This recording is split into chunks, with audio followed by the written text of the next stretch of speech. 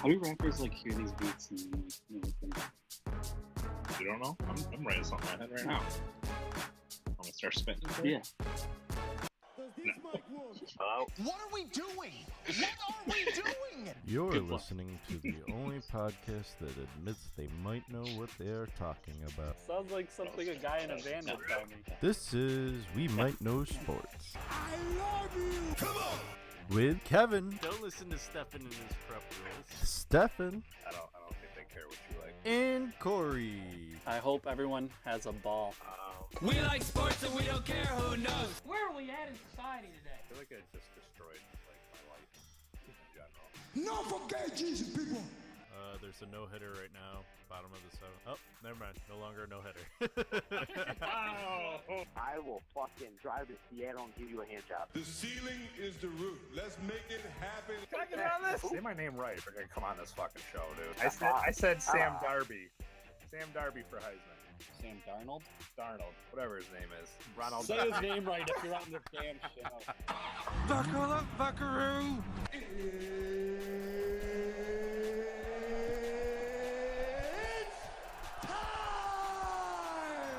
Fuck Philly. And here we go.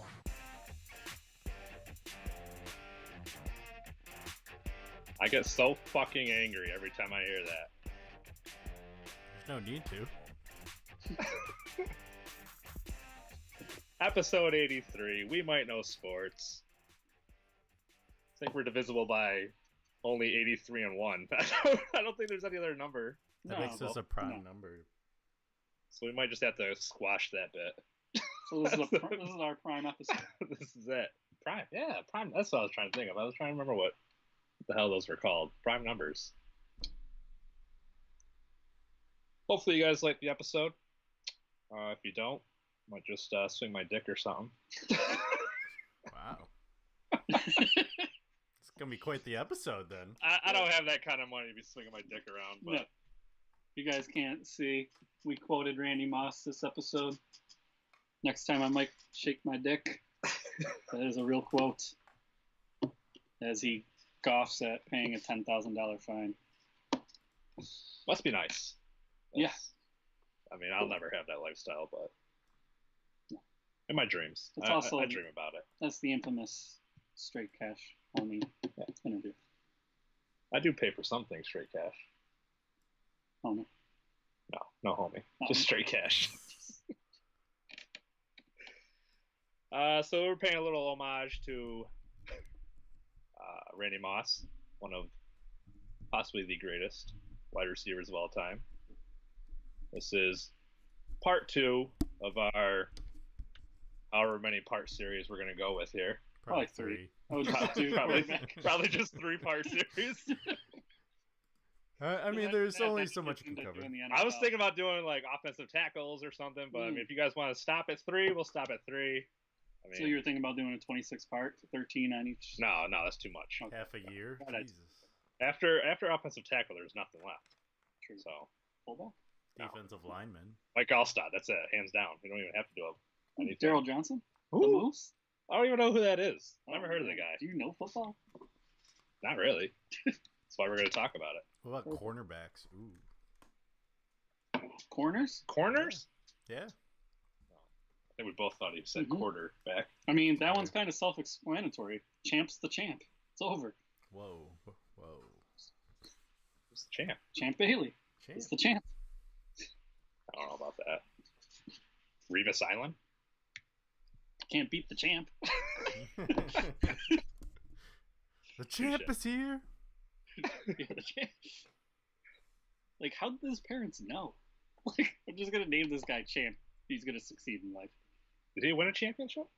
With Denver? Probably. How was he on those I teams? don't know. He wasn't on the Peyton. I know that. He was washed up. He wasn't that old where he was with Elway.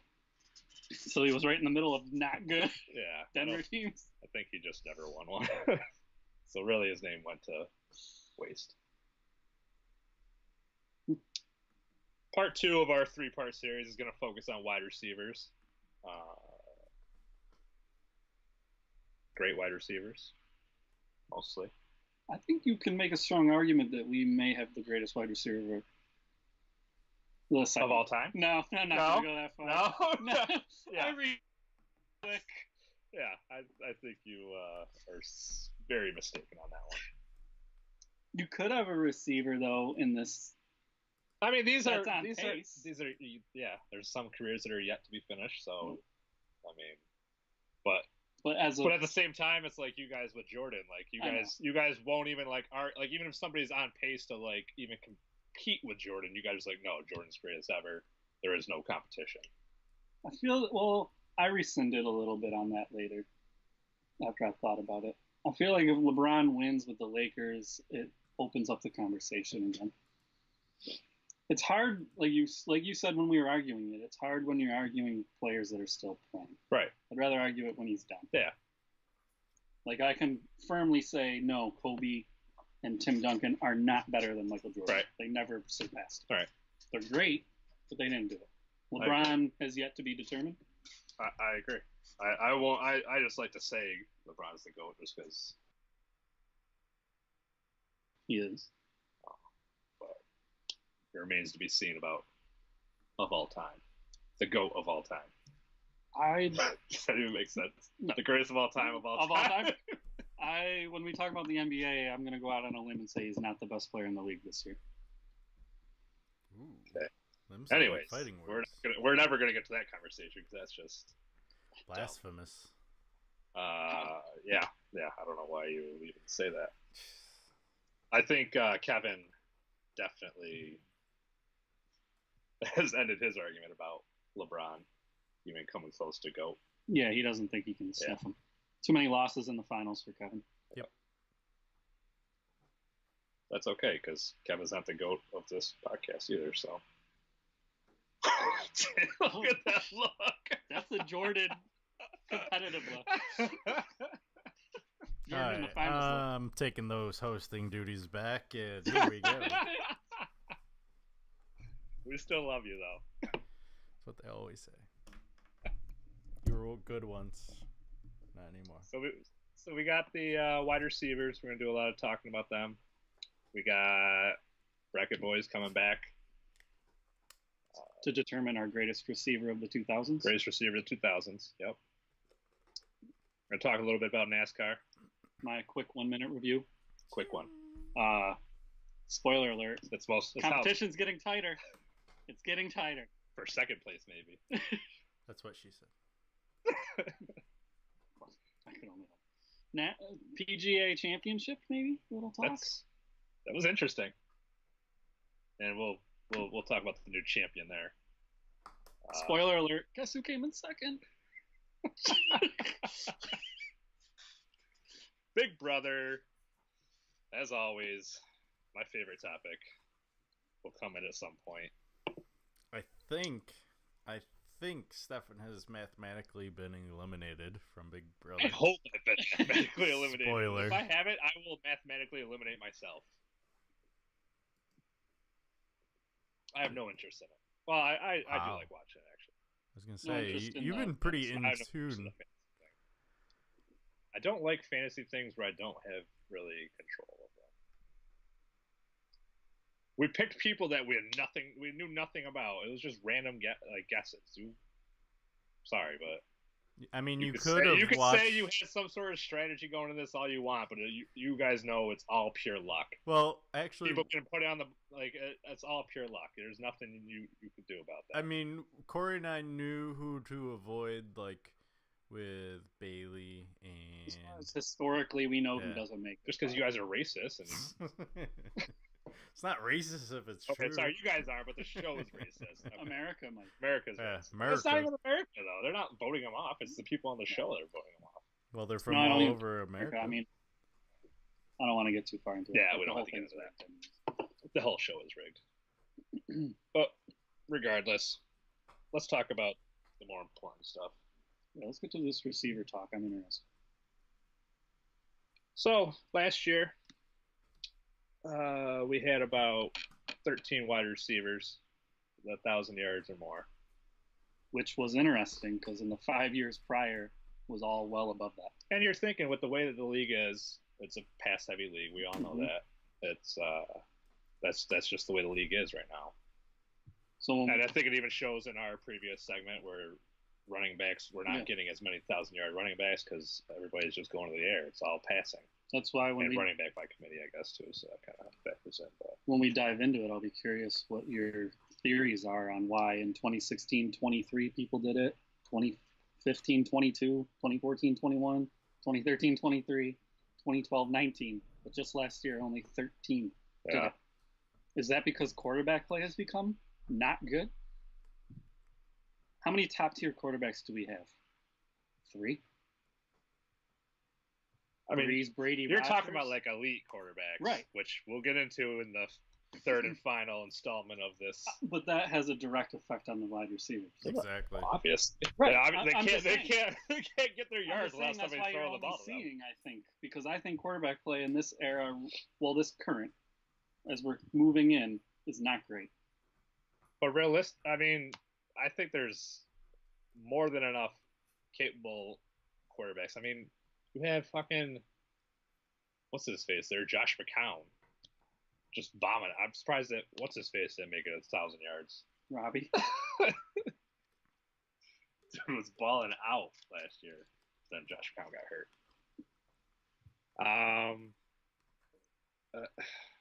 I feel like there was some injuries last year as well.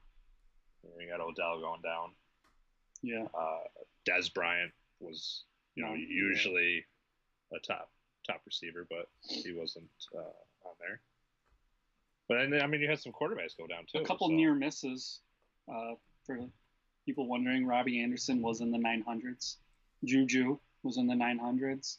Jarvis Landry always seems to be in the 900s. He normally leads in receptions, and he did last year. So there are some people that were near misses. Like you said, Odell Beckham wasn't a near miss, but if he played he only played 4 games. Yeah. If he played a full season, I'm sure he would have been on pace. I mean, maybe there's just not that many elite receivers as well. We can get into that. So we had 13 last year, over 1,000 yards. Corey has graciously put up a over/under of 20.5, which based on past years is fair. That's why I did that. No, I know. I wasn't arguing it. But yeah, I mean, compared to last year's, it's a big jump. So it's hard to think it's going to be over when it was just 13, which was very low compared to previous years. 10 spots lower than the year before. So what do you think? Over under? I'm thinking over this year. I'm looking at 21. I do think 21 is going to happen. I think Beckham, like you said, I'll throw his name out there. I think with Kirk Cousins in Minnesota, you might see Stephon Diggs get an opportunity. I think you could see any Cleveland receiver do it this year. I think they're going to be throwing a lot this year. So whether it's Jarvis Landry again or, well, we don't know what's going on with Josh Gordon, but it could be him. Yeah. Some of the rumblings of my Bills fans circle is that they're going to be pass heavy this year. So I'm trying to figure out who they're going to be pass heavy towards, but Kelvin, right? That's all they got. Who, by the way, is another one who in years past was getting 1,000 yards and didn't last year, but he had a couple years in a row where it was a little bit injury. Apparently, he's been injury plagued. Apparently, the other guy is Zay Jones from Buffalo. Oh yes, Zay, the rookie last year. He's a bust. He ain't doing shit. Ooh. I'll say that right now. A lot of people are high on Will Fuller this year to get an opportunity because of Deshaun Watson. T.Y. Hilton is a name that normally is up there, but he had no Andrew Luck last year. So he's someone you could see. Edelman's going to be missing, the first 4 games? Yeah, I don't think he probably won't What about Cook's move to the Rams? Do we see him? Yeah. I think or so. at least one Rams receiver. Robert Woods, Brandon Cooks. Is Sammy Watkins still there? Or He's gone. He left? Where'd he go? Where is Sammy? That's a good question.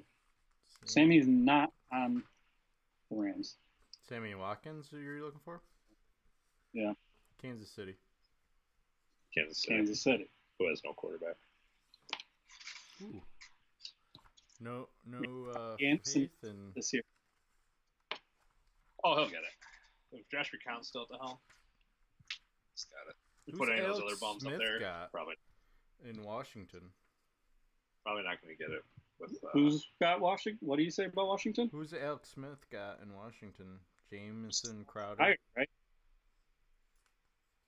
Yeah, I don't. Josh Dotson is it? Or- Yeah, but they paid Terrell Pryor a lot of money to be the guy, so he needs to step up. So we just named, I think, 21 possibilities. Oh yeah, I think it's possible for sure. What do you think, Kevin? Over or under? I'm thinking under. Look at all of the quarterbacks that are in the league, and I'm not impressed with a lot of them. I mean, there's only a handful that I would even think of as a franchise quarterback right now as we speak. Like one handful? So you would say there's only 5? Yeah. I think there's less than that. I really think there's 3. I don't want to say them because we're going to talk quarterbacks next week, so I'm leaving it like that. But I think there's only 3. Like next week's going to be a very debated topic. I know in the NFC South, you have 3 with Breeze, Ryan, and Cam Newton. I'm sitting there like, it's not Jameis in my head because. Well, there's a question. Does Funchess have a shot? That's a good question. Depending on what happens early on, I don't want to delve too deep into quarterbacks, obviously, but I mean, it depends on what type of season Atlanta has in New Orleans with everything. I mean, everyone's high and mighty on both teams, and I'm wondering if this is going to be a down year for the NFC South. Honestly, they're due. I mean, I'm big on New Orleans this year. Well, according to New Orleans, if they had beaten the Vikings, which they should have beaten them, actually, this is Alvin Kamara, decided that, or he said that they would have beaten the Eagles, no problem, and won the Super Bowl. Yeah, I'm thinking New Orleans versus Cleveland next year is a good bet. Ooh, wow. I'm just going to unplug your headphone. Actually, I did it on accident. Sorry about that. Huh? What? I think I'm going to go... I'll probably go over. Over? I think that there are enough capable quarterbacks to get that many 1,000-yard receivers. I think we had some injuries and stuff last year. Even just quarterbacks going down. I mean, can I point out something interesting while I'm looking? Both the number 1 and number 2 receivers for Detroit got 1,000 yards. Marvin Jones and Golden Tate. Yeah, because that's all. They don't have a run game. I know. That's why Stafford's always a fantasy stud, but Detroit's obviously not that great. Poor Detroit. Allen Robinson, who missed all of last year, he has a shot. There's no Eagles receivers up there. No. Do you feel like Jeffries has a chance next year? See, now that we're talking, there's so many players. I really think 21 is reasonable. I think, and this is banking on Wentz playing and coming back fully healthy, I think that they could definitely have at least one 1,000-yard receiver. Mm-hmm. They do also have a pretty good run game, so it's not like they're super heavy pass. What about? But I could see either Alshon Jeffries or Aguilar. What about neither, and it being I could see that. I see Ertz more like the 800s. What about the other one? The rookie? Your rookie is making waves. He's not gonna come in and put up 1,000 yards his rookie year. Stop. I like him too, but he's not that good. And they're not gonna go to him that much. What about Njoku? He's a big time tight end over in Cleveland. I'm talking about him. We're not doing tight ends. No, we aren't. We should have thrown him in because we aren't. Yeah. But Yeah, I guess we could have.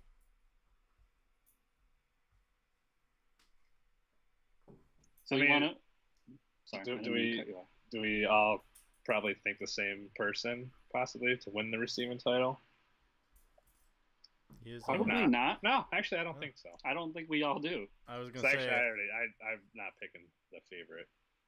I'm not either. Oh, so maybe nobody's picking him. I'm picking the favorite just because he's on the Madden cover. You're picking him because he's on the man cover? Yep. You You don't believe in the curse? Nope, we already proved it wrong on this podcast that the Madden curse does not exist. So It does exist. You know what, Kevin? I would go that route, but something tells me Big Ben's going down this year.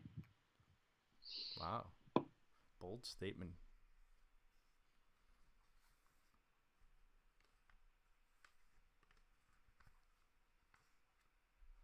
You draft him and he never completes a full year. And in our league, when you have a 2-quarterback league, it's imperative Well, don't that you draft have him. to stay healthy. It's not imperative. It almost is. Carson Wentz didn't finish the year if for you- me. I still won a championship. If you have your mindset on coming in third every year, you have to have 2 quarterbacks that are available to you. Just take Landry Jones as your backup, and you'll be all set. Trust me, your third place spot will be there for you. Nobody's gonna take One it or from 2 you. quarterbacks, it doesn't Yeah, matter. You think it's Doesn't there for you? matter. You can throw a tight end as your offensive All player. right. Well, Kevin picked Brown, so you want me to go or you? I'm gonna go Hopkins. Thank you. 'Cause he's my keeper. Thank you. I think, especially if I haven't really heard whether or not Deshaun Watson is on track to come back and start. He is. He is.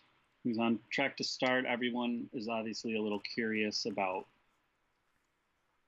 how he'll look. Right. But in his credit, he tore his ACL in college, his first year, on the other knee. He went on to win a national championship against Alabama and looked pretty good. Yeah. So we have seen him recover and play at a high level. I think the consensus is because he's so young, Right. it'll be the same. Yeah. He'll recover on the other knee. He'll look just fine. And honestly, I don't remember what week he went down. Was it like, Week 7 or 8? was that early? Yeah. I was thinking like week 11 or something like that, or 10. It But might- either way, it was almost like halfway through the I season. heard we got to see him for 7 weeks, and he wasn't the starter, so Right. you're probably right. Right. Probably a little later. And Hopkins finished fourth with some bum quarterbacks. Well, you know how I feel about him. I'll argue it right now. I think he's the best receiver in the league. So I think if he has Watson for the full year, and Watson continues to play at his high level that he was playing at before he went down, Mm-hmm. I think it's Hopkins to lose. I'm going to go with another big name, but not on the list. Beckham. Yeah. I think Beckham's going to... It was a broken foot. That's not a big No. thing. That'll heal just fine. I think he'll be a star. Although, isn't that what Dez had before he kind of had his, Yes, it is. his decline? But the only thing I see is Dez is a big boy. A lot of weight, tall, big receiver. Beckham's kind of more slender, smaller guy. Slender man. More relies on speed and quickness. I don't think it'll affect him. I don't think there is as much pressure on his feet. Yeah, it's possible. Going with physics. We'll see. Yeah. I You know. also have a PhD. Are we doing a sleeper? Well, If we yeah. could take it? Or are we just doing sleeper for fantasy? Because I have a number 2. no, that we didn't sleeper is mention. for fantasy football. Yeah. Well, behind Beckham, I think.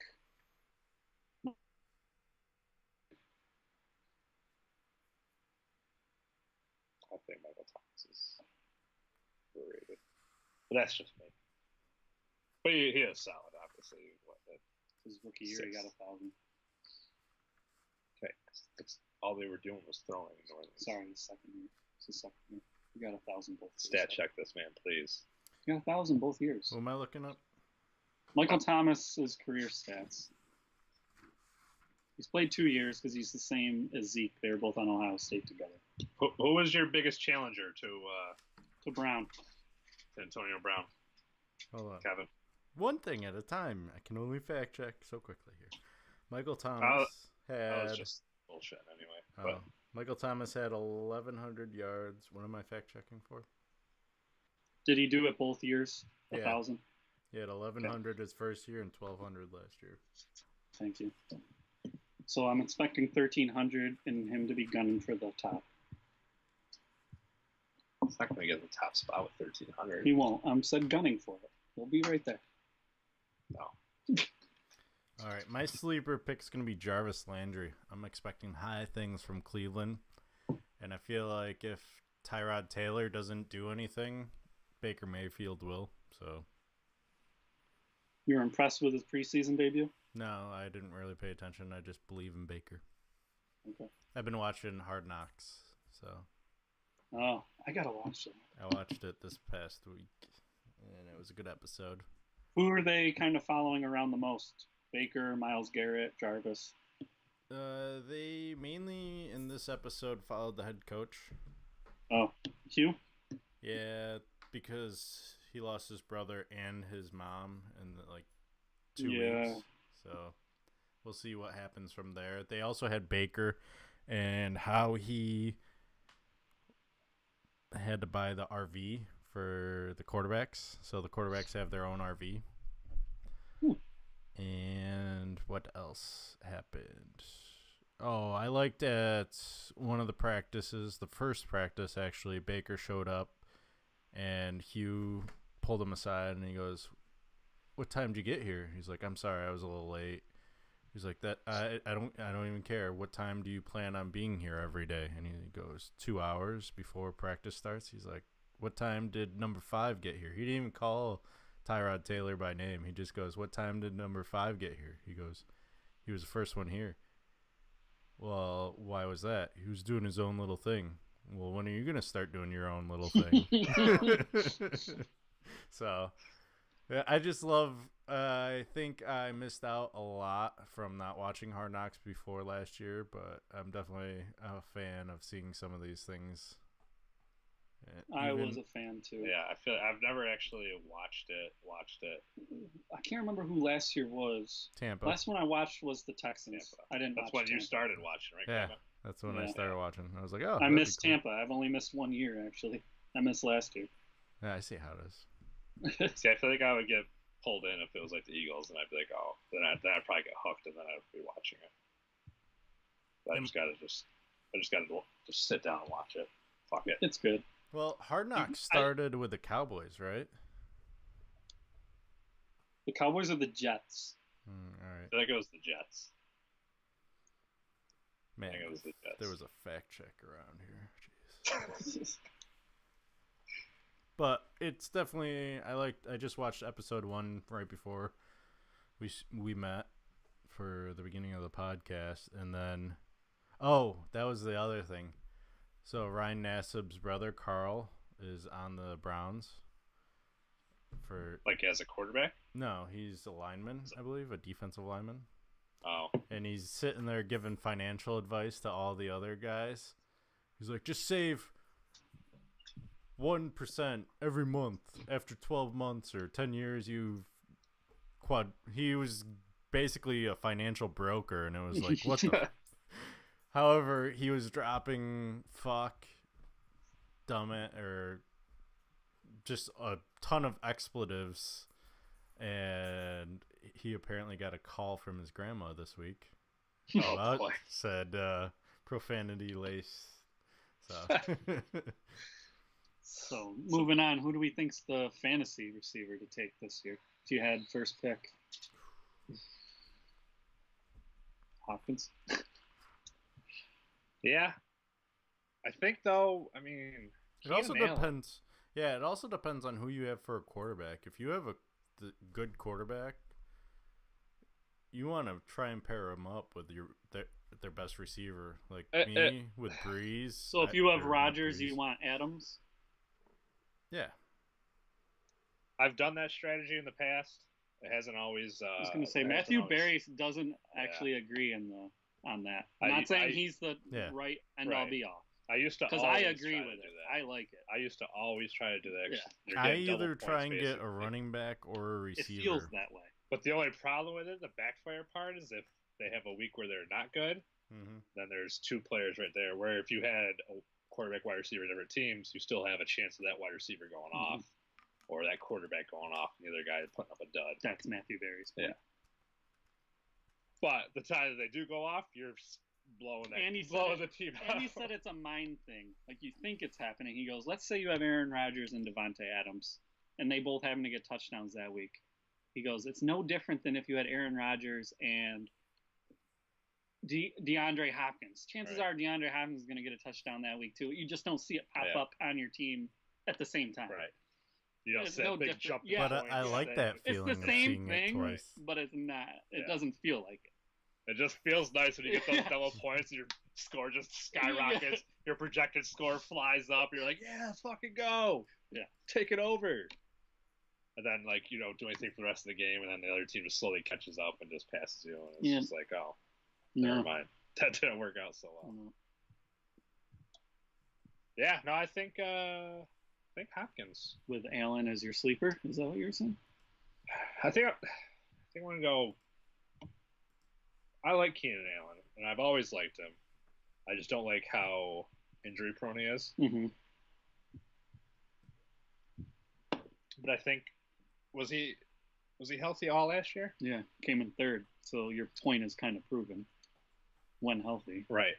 I think I'll take Keenan Allen. I'm gonna go with, and I would even go with Thielen as my sleeper. Actually, no, I lied. I had a sleeper in my head already, but then I just looked at the list and I switched it. Well, Aguilar is my sleeper. To take the receiving title? Or no, is your sleeper fantasy football? Sorry. Yeah. No, I'm not picking that. I'm gonna go with Hopkins as my number one, and I'm gonna go with AJ Green as a sleeper. He's not even on 1,000 yards list. He didn't have a great. There. Oh, he just graced it. I think. Bye, Kevin. I think he has a chance. AJ Green. Yeah. To have a good year. To have a big year. With the Red Rocket. They got a new offensive coordinator. He said he wants to be pass happy. A lot of people are picking John Ross as a sleeper because he's the fastest receiver in the NFL. And let's also be honest here. They're in it to win Super Bowls now, so. Correct. Now that AJ Green has got to put up a monster year. He's got to. Andy Dalton's going to put up a monster. I might draft Andy Dalton my first pick. People are high on Joe Mixon because he looks good in preseason. The Bengals revamped their offensive line. I'm supposed to be excited, but I'm not this year. You're kind of excited, though. I know. I'm always going to support. You know how it is being an Eagles fan. What do you mean? We're champions. Yeah, finally. After 20 years. Don't compare me to you, okay? Don't 20 compare years me later. to somebody who's never won a Super Bowl. Ooh. Wow. After this, we'll see. Kevin can compare himself to me. Okay. You can't compare yourself to me anymore. All right? Yeah, go ahead. Take a sip. I feel like it's more like you're comparing yourself to me, Stefan. How am I comparing myself to you? Because he was first. Yeah. Oh, I'm glad you guys froze there, so I couldn't hear that. Rumor out of the training camp, by the way, is John Gruden's being extra hard on his team. What? Which doesn't surprise me. Yeah, right. Some players are already upset because it's a dictatorship and he doesn't play around. That's that thing with coaching is like you have to have that balance where you got to have the players like you, but at the same time you got to have them like you got to have that regulation. Where I feel like Rex Ryan, everybody loved playing for Rex Ryan. But he wasn't a great coach. He wasn't a great coach, and I felt like he was too loose with them, and he was just kind of like, I think he was too he was too much like buddy with them. I heard, and that's why they never got Marone. Doug Marone's got. The rumor is Gruden's being tough on everybody except Derek Carr, but he's admitted he thinks Derek has a fragile. He's a pussy. Yeah, basically. Basically, yes. That he can't handle the criticism. They talked about he actually got on Marshawn Lynch, a veteran, about not lowering his shoulders and getting into people. And Lynch like ate it up and loved it. They were like barking back and forth in the very next play. Lynch put his shoulder down and trucked somebody and kept going. So for some people, it's gonna be Bennett. He's gonna get some people going. And that's what, as a coach, like you have to know that. Like you have to know which players are gonna react positively to it and which ones aren't gonna react positively. You learn quick. I think the problem is the veterans like it because they need that extra motivation. Oh, yeah. Sometimes, like Lynch. Yeah, once you're doing it year after year, like you kind of get like complacent, and you're just like you're in it for the motions. You're getting that paycheck. But I think the young guys, you don't have anything to prove. The young guys are more. Have something to prove. They're more fragile. Yeah. Well, because they're used to being the greatest. Yeah. They've come up, they've been the greatest in high school, in college. I hope Gruden gets on Cooper because he needs to step the frick up. Well, when's he gonna get on fucking Mac? He says he hasn't even talked to him yet. So it's crazy. I don't get that shit. Well, I mean, hasn't he been quiet with the organization since February? Yes. I think. Yeah, he's not talking to anybody. Is he pulling a Kawhi Leonard right now? Basically. And very similarly to Leonard, he's kind of a silent superstar. He doesn't really have a big personality that we know of. He's pretty quiet. Just goes about his business. I don't know if I've ever heard him talk, to be honest with you. Like, he goes about his business. He's a stud player, and he lets his play speak for itself. Yeah. And now when you're like that, though, and you have no relationship with the media, you can easily, like Leonard was, be painted as the bad guy. Right. Ooh. Here's also a little to everything. According to ESPN.com, Des Bryant's meeting with the Browns on Thursday. Saw that. So that'll be interesting if that comes to happen. They seem to be all in on their pass game this year. Whether that pans out or not, we'll see. I will not take that gamble in my fantasy draft. They traded away Corey Coleman. Yeah. Buffalo, right? Buffalo. We'll get to see that tonight on Hard Knocks. Oh, yeah, doesn't he finds out on Hard Knocks, right? Yeah. That's shitty. Well, everything's taped pretty much. I remember last year. I do like that kind of stuff. Watching that kind of stuff. Yeah. Like when they did like the behind like the March or the March the to Gonzaga Madness thing or whatever. Mm-hmm. That was really. I just it's fun to like watch like the behind the scenes stuff that like you wouldn't normally see. Have you watched the Last Chance U yet? I was starting to watch it, and then I stopped watching it. It wasn't because I have a hard time staying committed to a lot of things in life.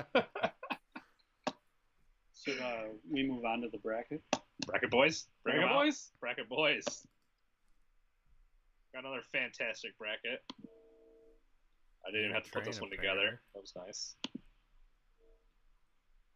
So hopefully Corey didn't fuck it up.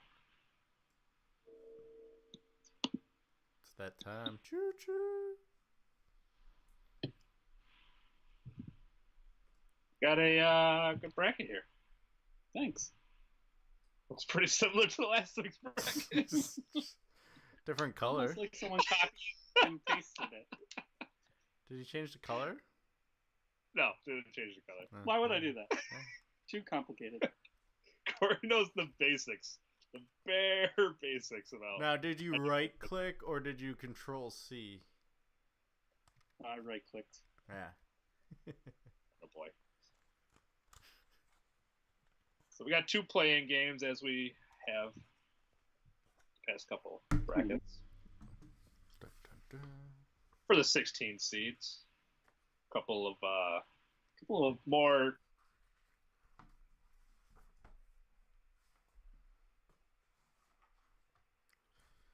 veterans on the bracket.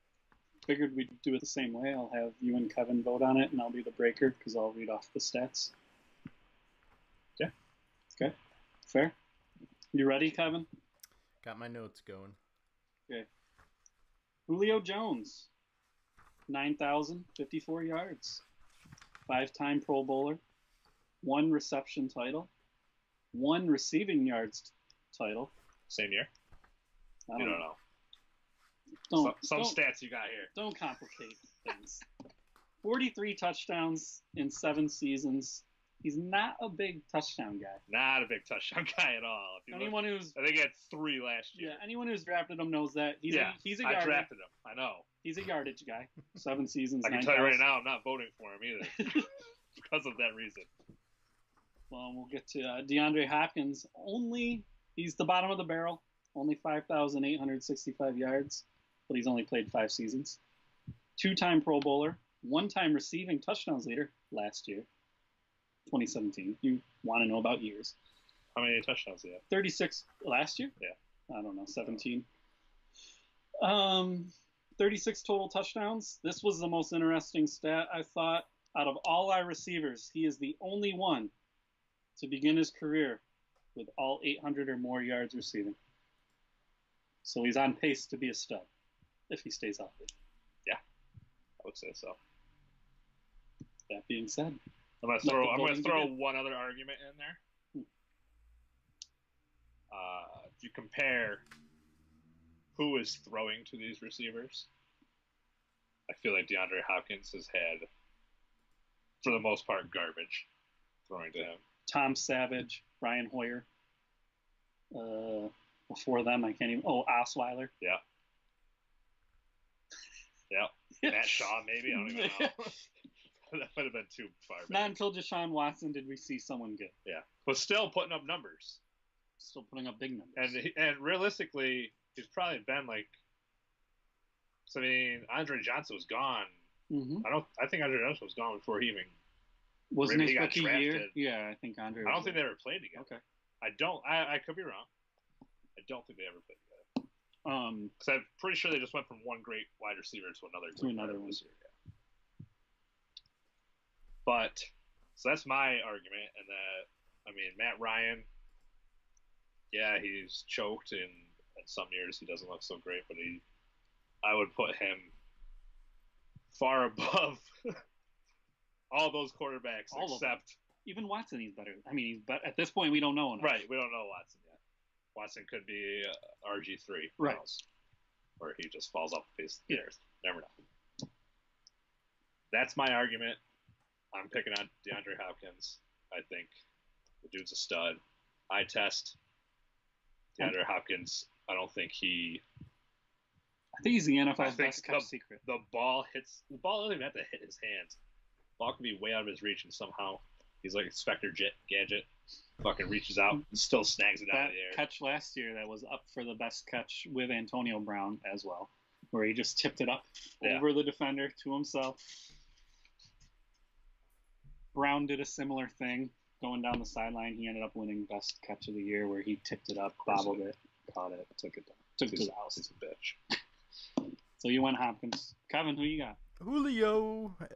I watch Julio every 2 times a season, so having the pleasure of watching him destroy my team every season, I feel like he has this ability to just go up and come down with the ball all the time. He's a bigger receiver, that's for sure, and probably more explosive. He's had a couple of injury-ridden seasons, but nothing too serious other than 2013 where he missed 11 games, but I'm giving mine to Julio.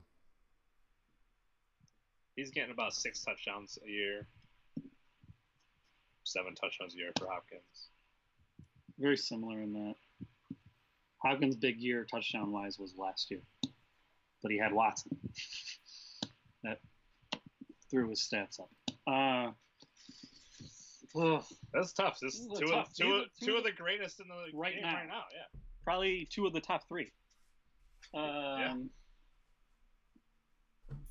This is just preference. I'm just going with Hopkins. I don't want to debate it too long. Don't want to debate the 16 seeds for an hour? No, because they both have a tough matchup coming up. So. Yeah. The 15s. 15 seeds. Kevin, are you going to put them in? Yeah. Okay. The 15s. Antonio Brown and I don't even know if this one's Deshaun Jackson. much of an argument, but we'll quickly go over the stats. Brown, 9,910 yards, so he's just 90 yards away from needing 10, which seems to get you into the Hall. 6-time Pro Bowler in only 8 seasons. 2-time receiving yards leader. 2 reception titles. And 59 touchdowns. Sean Jackson. 10 seasons. 9,487 yards in 10 seasons. 3-time Pro Bowler. 49 touchdowns. And 4 return touchdowns. Which doesn't count towards receiving, so. No, it's just a friendly little stat. Just because you ran out of good stuff to talk about him for. There's a couple people. He was also infamous for dropping the ball on the 1-yard line for his first career touchdown, I think it was. But also infamous that several years in the league he was the fastest receiver. Also infamous for my first and greatest Eagles game. Yeah. Returning a punt for a win against the Giants. The only time that it was debatable is when Mike Wallace came on the scene. Then it was who's faster. But that has since faded. It seems like Deshaun had taken that spot over. I was always a big fan of Deshaun Jackson. He was my favorite receiver for a while he was there with the Eagles. I loved him the minute he came in the league. Unfortunately, I think he's a more fragile receiver than most. He goes over the middle, gets hit, he's pretty much done for the game. Where I think Antonio Brown is a much more durable receiver. Can also be a focus of an offense where I don't think Deshaun Jackson, I think, is more, it's going to spread out or he's going to, extend the offense. He's only had 10 touchdowns once in his career. Yeah. So, needless to say, I'm going Antonio Brown. And we're moving Brown. Let's just keep it going. Don't have to spend too much time on that one. All right. The 16 versus the 1. I just went over DeAndre Hopkins, so I'm not going to do it again. He is matched up with Larry Fitzgerald. 15,545 yards. 11-time Pro Bowler in 15 seasons. 2-time receptions leader. 2-time receiving touchdowns leader. 110 touchdowns. And I only put this stat on here because he has done all 15 seasons in the 2000s. He is the 3rd all-time receiving yards leader. He is only behind Jerry Rice. You will see the other guy on our list who has less yardage because I didn't factor in his 90s. That would be Terrell Owens. T.O. is number 2? T.O. is number 2. I didn't put that in there as him being number 2 because, like I just said, we're doing just the 2000s. Yeah. So Larry gets that stat. Go ahead, guys.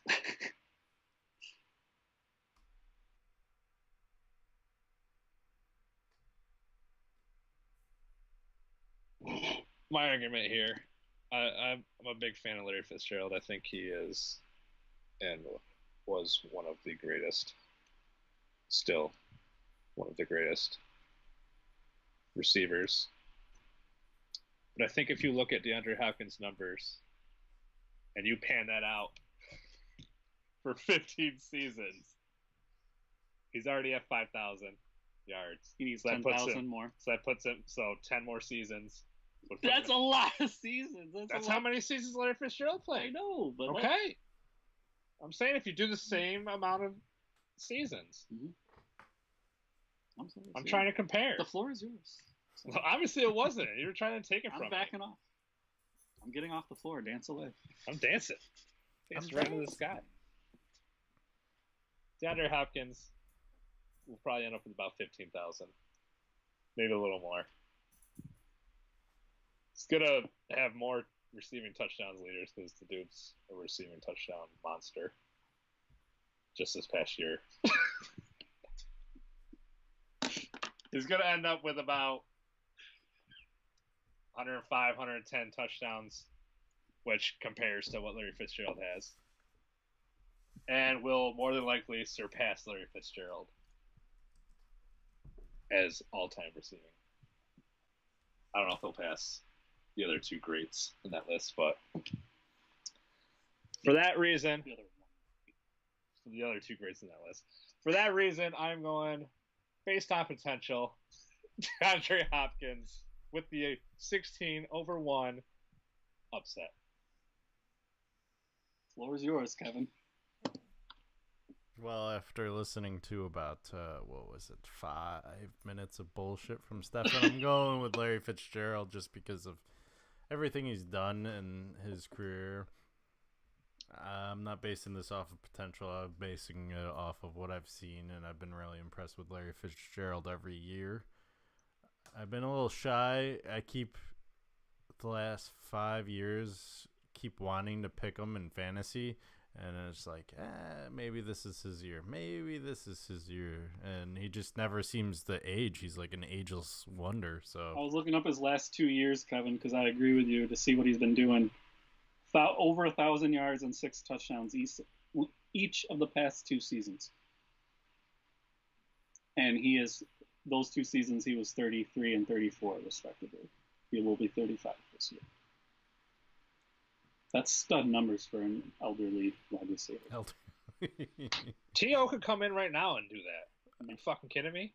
Yeah, he could. I already know where the series is going to come in this bracket. All right. Anyways, I'm going Larry Fitzgerald. Bury that bitch. Let's go. Really? Wow. Hold on. Sorry, I was looking up Let's stats get for mine the out of the next way one. early. All right, heads is. Fitz. I wasn't ready for this. I'm just- I want to fuck up both you guys. Hey Siri, heads or tails? Heads. There we go. Can't win them all. 8-9 matchup. This is a stud matchup. This should be This semifinal This matchup, is right? like when we had LT and Adrian. How is this a in the first round? semis. How is this a first round matchup? This should be a This is semifinal. Because we'll get to it. But Randy Moss, 12,566 yards in the 2000s, granted. 3-time Pro Bowler, 4-time receiving touchdowns leader, 128 touchdowns. He has 150 something total. Don't talk about total. Okay. Record 23 touchdowns in one season in 2007. Average 1 touchdown per game in 3 different seasons. NFL record. Had 8 games with 2 or more touchdowns in one season. Again, 2007. Also an NFL record. Played 12 seasons in the 2000s. So he was okay. Halfway He decent. was alright. Calvin Johnson, 11,619 yards, but did it in only 9 years. 6-time Pro Bowler, 2-time receiving yards leader, 1 reception title, 1 receiving touchdown title. 83 touchdowns in 9 years. Stud. How many touchdowns? Randy had 128 in 12, so he averaged a little more. Yeah. Quickly before I go to you guys, Calvin Johnson, I feel like fell victim to the Detroit curse. They're a team that does nothing and goes nowhere, and it becomes draining, I feel, mentally on the receiver. Similar to Barry Sanders. So I was just going to compare. Shortened career because of the team he was on. Yeah. And they wouldn't release him. So having said that, I'll hand it to you guys.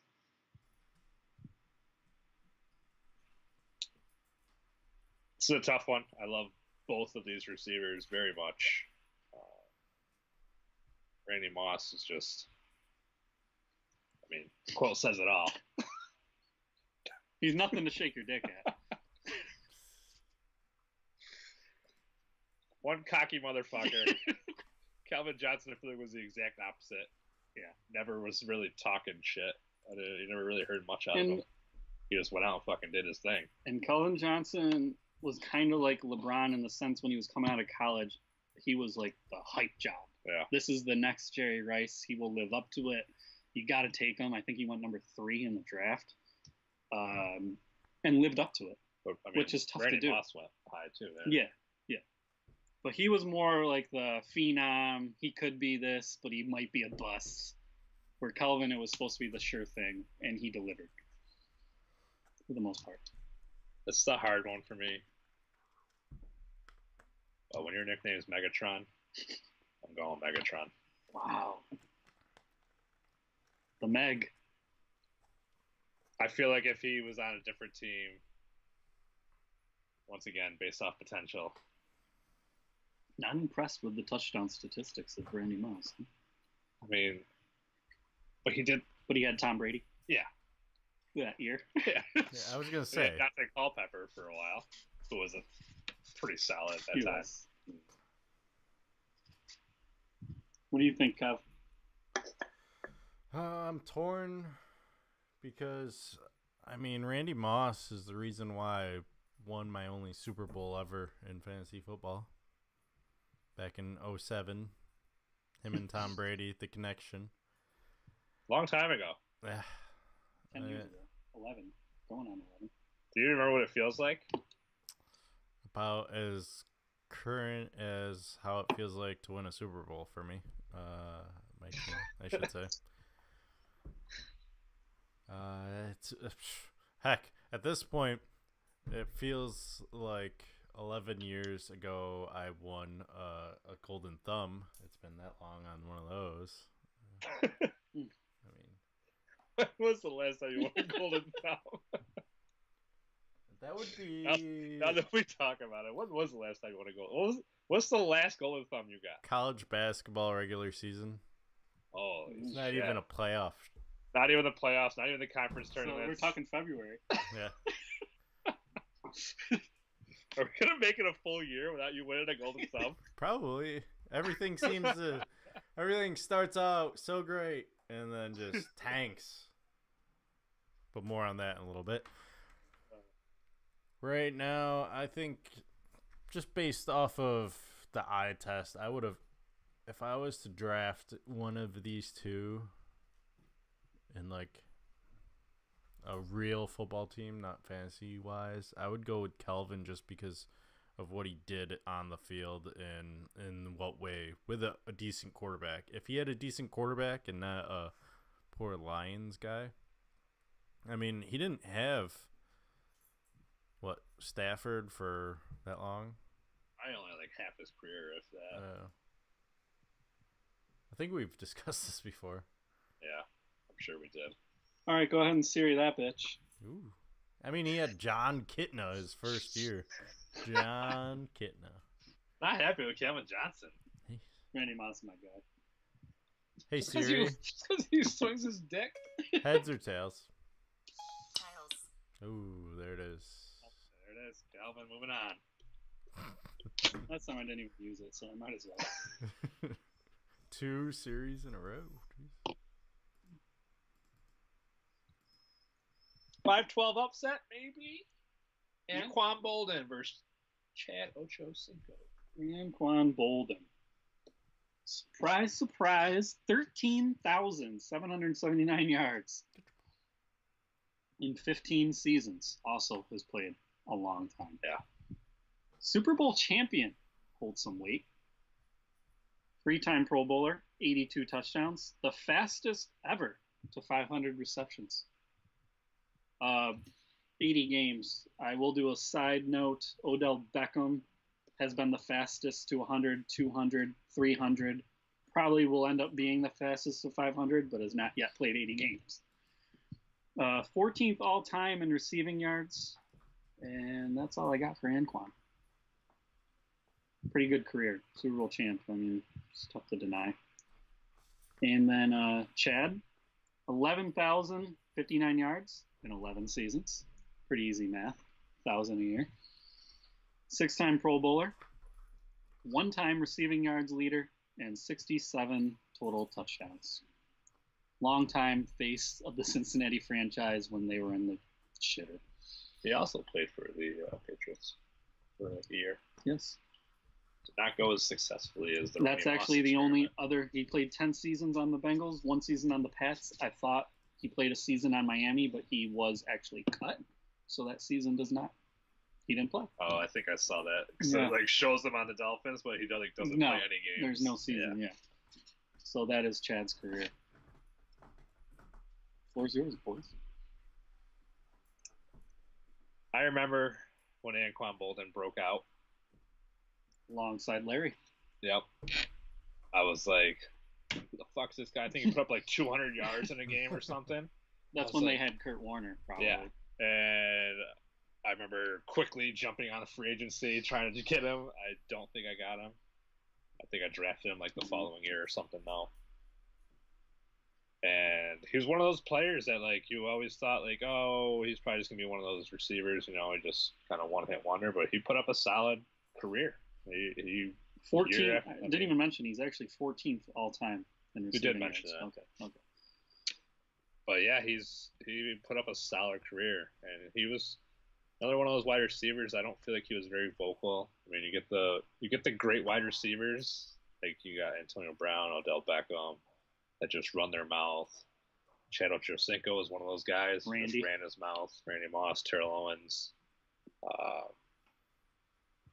Chad Ochocinco, he had a good stretch, but I think the longevity of his career was not as great as Anquan's.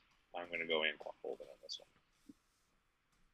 No love for your Bengals today, Corey. I'm going Anquan as well.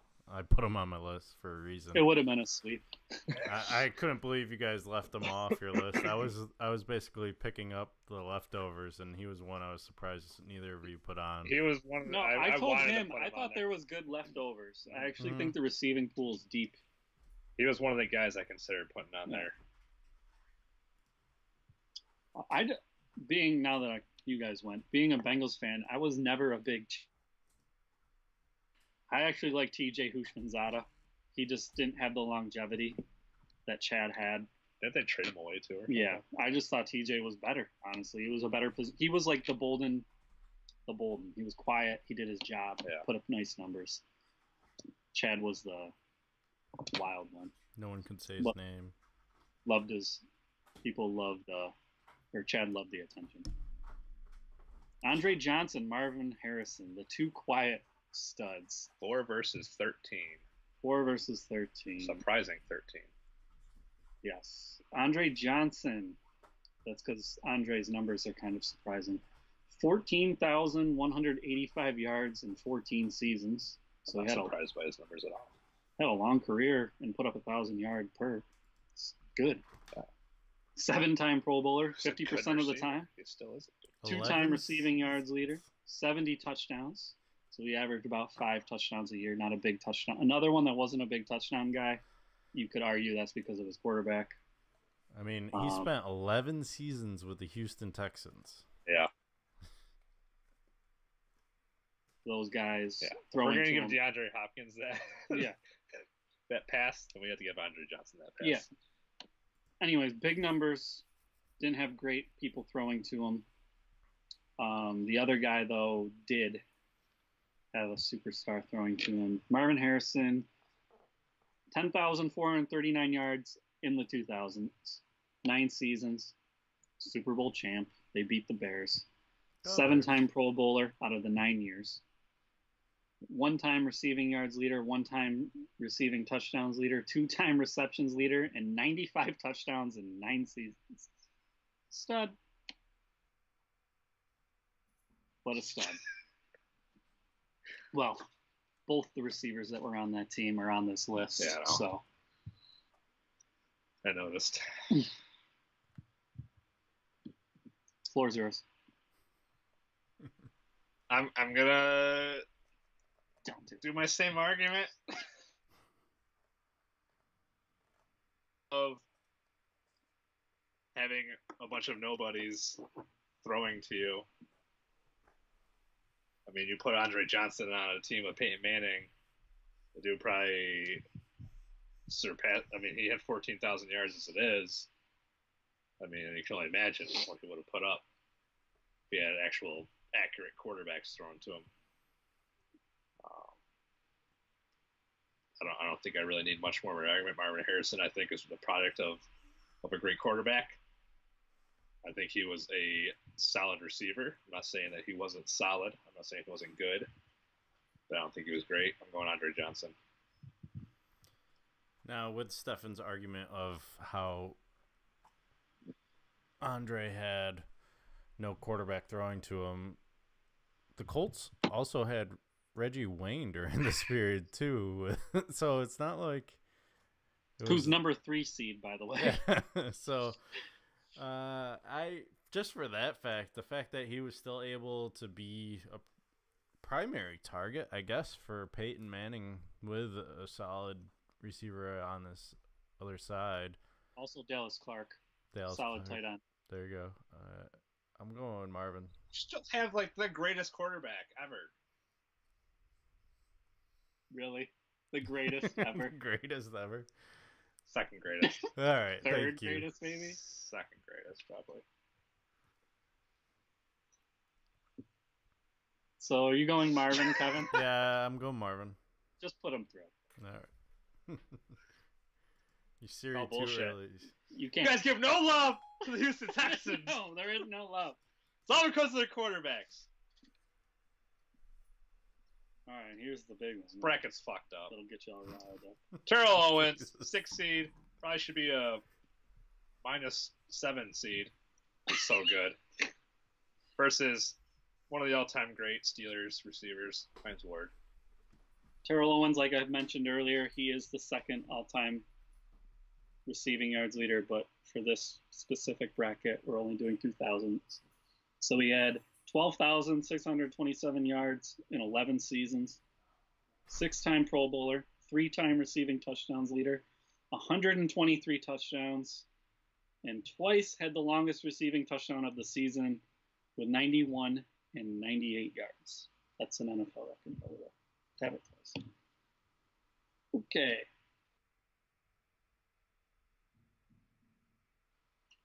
Sorry, let me get there. 11,199 yards in 12 seasons. 2-time Super Bowl champ. The only 2-time champ on the list. Super Bowl MVP as well. The only MVP on the list. 4-time Pro Bowler. 78 touchdowns. Floor is yours. I already know this is going to go bad. Because you guys value these Super Bowls and... If you're the MVP of the Super Bowl, you stood out on the biggest game in football. You were the man. I'm not arguing. T.O. went to the Super Bowl, and he was not the man. He played a pretty fantastic game. Did he get the MVP? Because they lost. If they had won, he probably would have got MVP. By the way, someone that has lost the Super Bowl has gotten MVP. So. Anyways. Stats alone, Hines Ward does not compare to what Terrell Owens has accomplished in his career. Terrell Owens was an absolute touchdown machine. Terrell Owens goes to any team, automatically makes their passing game extraordinarily so better. Much. It's not a Cowboy. Did he make the Bills better? We like to you call, like a 49er? We like to call him kind of like a renegade. He played for wherever. Whoever wanted him, that's where he played. He'd come back right now and still put up 10+ touchdowns, at least 1,000 yards. The dude's a machine. The dude never stops working out. I mean, he would get interviewed while he was working out in the off season. He'd just be doing sit-ups. Drops? What's that matter? He still put up 12,000 yards, 123 touchdowns. Imagine if he didn't drop all those. I know, he's a stud. He'd have 240 touchdowns, and probably like 24,000 yards. If you didn't have a quarterback puking in the huddle, you might have won a Super Bowl. I agree. Donovan Ab's a bum. Till we get to next week. It's a bum for all intents and purposes for this week. for this week, it's a bum. Next week's a different story. I mean, Hines Ward, the only credit I give him, he was kind of like the face of the franchise for probably all 11. I don't think he played anywhere else. In all honesty, being serious, I feel like his biggest achievement is being the man in that Super Bowl. He was a very consistent receiver. Yeah.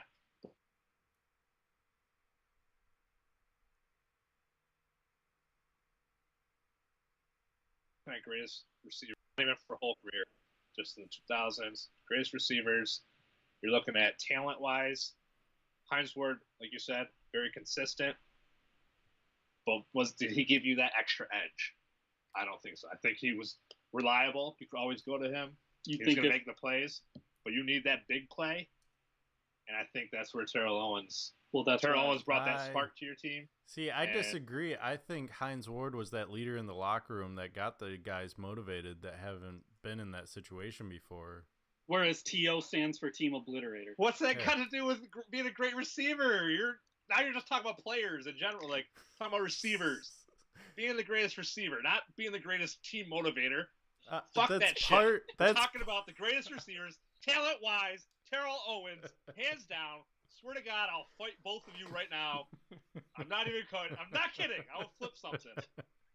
If this, You should have saved your Siri.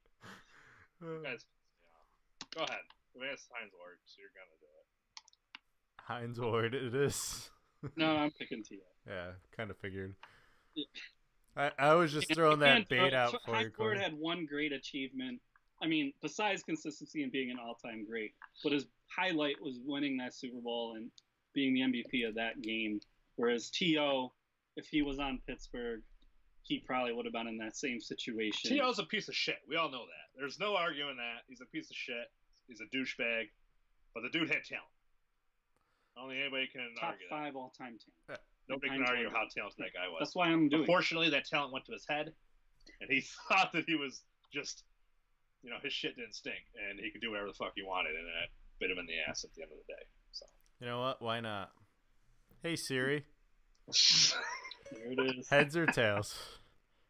It's heads this time. Let's There you go. go. There you go. Thank you. Nobody wins the series this time.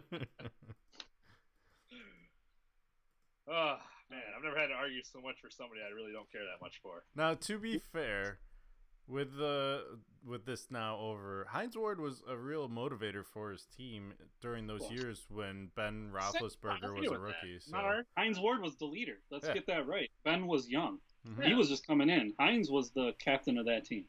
Terrell Owens has never been a leader. His entire life, he's never been a He's leader. the leader of himself.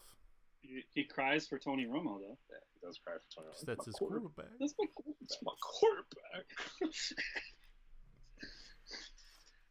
But in all honesty, if you've seen Tony Romo analyze a game, cry for that guy too. You don't like Tony Romo analyzing? I thought he got. love him analyzing. I thought I he think got he's a better genius. as the. He calls the plays before they happen. I feel like I'm a genius because I listen. At the same time, I feel like you put any quarterback as an analyst, they're going to be able to call plays like that. I feel like Troy Aikman, yeah. That's because he played like in the fucking Stone Age. They didn't have all this fucking technology. Or and shit where they could watch suffered 9 million concussions. Like, literally, like rewind the tape. It took like hours to watch one game. Could you imagine Peyton Manning analyzing a game? No, cannot. I don't even know if I could handle the analysis. I don't even think that there Eli. wouldn't be a game. It would just be. Throw Eli They in the would just- booth. They See would what just happens. flash it at Peyton Manning. He would just describe it for you. You'd be watching Peyton Manning. He would describe the whole entire game for you, just watching him, and you would know exactly what's going on. I Probably. feel like he'd just tell you what the quarterback should be doing. Well, that too, yeah. Now, I wouldn't have That- thrown And there, then just but. throw on a helmet. He'd go down there and he'd do it. Anyway, speaking of Peyton Manning, Reggie Wayne is number 2 receiver. 14,345 yards, all in the 2000s, 14 seasons. He is the 10th all-time receiving yards leader. Super Bowl champ, 6-time Pro Bowler, 1-time receiving yards leader, 82 total touchdowns. Had a pretty good career, had a pretty good quarterback. Wes Welker had a pretty good career, had a pretty good quarterback. 9,924 yards, 12 seasons, 5-time Pro Bowler, 3-time receptions leader, the longest reception in NFL history at 99 yards, 50 total touchdowns. Go ahead. It's all you. Well, this is the. This is Peyton Manning versus Tom Brady. Yeah, that's what I was trying to get at. So you got 2 good receivers. I don't know if I'd call them great. Reggie Wayne, I feel like you might be undervaluing Reggie Wayne a little bit. But does Reggie Wayne go to does he go to the Houston Texans and put up 14,000 yards? We'll never know. We'll never know. But guess what? DeAndre Hopkins will put up 15,000 yards, and you guys left his ass out of the next round. So Andre Johnson isn't there either. because of that reason and that reason alone. So out of spite, you're picking Out of spite, I'm picking Wes Welker. Jesus. Wes Welker also didn't always have Tom Brady. He was on the Dolphins for what, 3 years? Wasn't he on? Or is it? Oh, he's on the Broncos at the end, right? Yeah.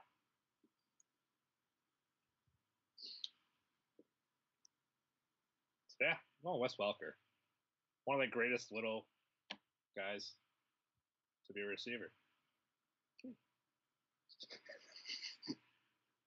Pound for pound, I think Wes Welker. I think our number 2 is pound for pound. I didn't say Wes Welker was the best. Here's something for you guys. Wes Welker, pound for pound, is better than Reggie White. Okay. That's all I was going with. Okay. Wasn't going greatest ever. To keep the Houston Texans theme alive, he's still in the NFL as an offensive assistant for the Houston Texans. Wes Welker? Yeah. So, there you go. So for that reason, and that reason alone, I'm voting for Mr. Wayne.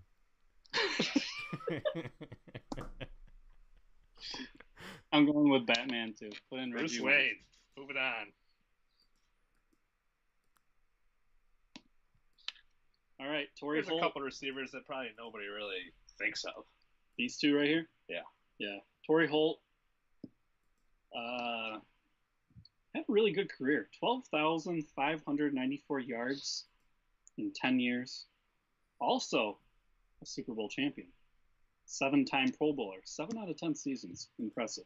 It's not about 2-time receiving yards leader. 68 touchdowns. And he was the top receiver during the greatest show on turf. They also had Isaac Bruce. I looked at the stats. Torrey Holt was more productive during that time. Marshall Falk. Yeah, but Marshall Falk wasn't a receiver. Kurt Warner? Yes, they had good players. Derek Mason. So, again, the product of 11,450. Okay, you go ahead and pick Derek Mason. 53 yards in 12 seasons. 2-time Pro Bowler. 1-time all-purpose yards leader. 2 return touchdowns. Stefan doesn't care about that. And 1 punt return yards leader. Stefan doesn't care about that. The fuck does 2 return touchdowns gonna do? Well, he doesn't have a lot of receiving stats to talk about. All right. Pick him. Let me go. I'll give you my argument. Derek Mason. Probably the greatest Raven I could think of. Tell me one of those better. Steve Smith doesn't count. Why not? Because he wasn't there long enough. Anquan Bolden. Anquan Bolden doesn't count either. He wasn't there long enough. It's a Super Bowl then. Derek Mason. Greatest Raven that I could think of. I don't even know who these other really guys you're talking about. Ray Lewis. Derek Mason plays for the Ravens. Ravens.